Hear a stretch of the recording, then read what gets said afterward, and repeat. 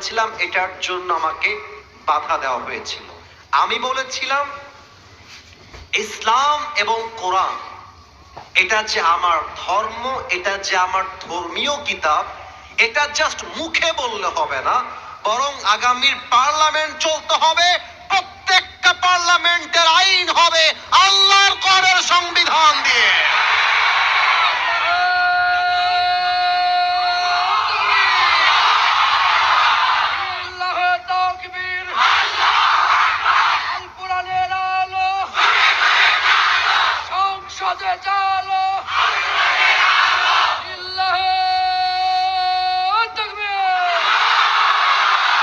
আমি আল কোরআন দিয়ে পার্লামেন্ট চলবে বললাম কেন, ওনারা গায়ে বেঁধে গেল।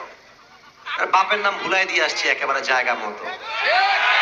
না, আমি কোন দলকে আক্রমণ করে কথা বলি নাই। যেই বেটা বলবে আল্লাহর কোরআন দিয়ে দেশ চলবে না, ওই বেটা নেতা হওয়ার যোগ্যতাই রাখে না। বেটা যদি কোন নেতা মাহফিলের স্টেজ থেকে বলে আগামী পার্লামেন্ট কোরআন দিয়ে চলবে না, কোরআন দিয়ে দেশ চলবে না, ওই নেতাকে জুতা পিটা দিয়ে স্টেজ থেকে নামায় দিবা।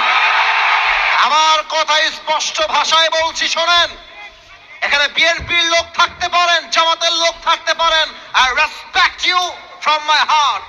আপনাকে আমি কলিজার থেকে সম্মান করি, বাট কোরআন নিয়ে একটা বাজে কথা বলবেন, জিহ্বা টান দিয়ে ছিঁড়ে ফেলবো একদম।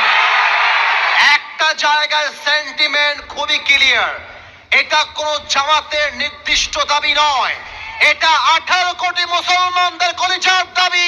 আগামী দেশ চলবে কোরআন দিয়ে। আগামীর দেশ কোরআন দিয়ে চললে আজকে ওসমান হাদির মতো যুবককে রাস্তায় গুলি করা যাবে না। যুবক ভাইরা আমার, আগামীর দেশ যদি কোরআন দিয়ে চলে, আমাদের জুলাই যোদ্ধা ওসমান হাদি, সার্জিস আলম, আসিফ মাহমুদ, যত যোদ্ধা আছে, এরা বুকের পাটা ফুলিয়ে বাংলার রাস্তায় হাঁটবে, বাতিল্লা তার গায়ে টোকা দেওয়ার সাহস খুঁজে পাবে না। ইসলাম মানে শান্তি, কোরআন মানে শান্তি। অতএব আমরা আগামীতে কোরআন দিয়ে দেশ চালাতে চাই কি চাই না? তিনটা প্রশ্ন শেষ, সর্বশেষ প্রশ্ন বলেই আমি দোয়ার দিকে যাব। 4 নাম্বার প্রশ্ন বলবে আমার ওয়াজের শেষ কথা, এটা এখন যেটা বলবো। প্রিয় ভাইয়েরা আমার, অনেকে ভাবছেন হুজুর আরো লম্বা সময় ওয়াজ করলে খুশি হতাম, কিন্তু প্রিয় ভাইয়েরা আমাকে যেতে হবে অনেক দূরে, ওখানে গিয়ে আমাকে উঠতে হবে। একটা মানুষের জীবনে একটা পরিশ্রম করার পরে একটু রেস্ট দরকার হয়।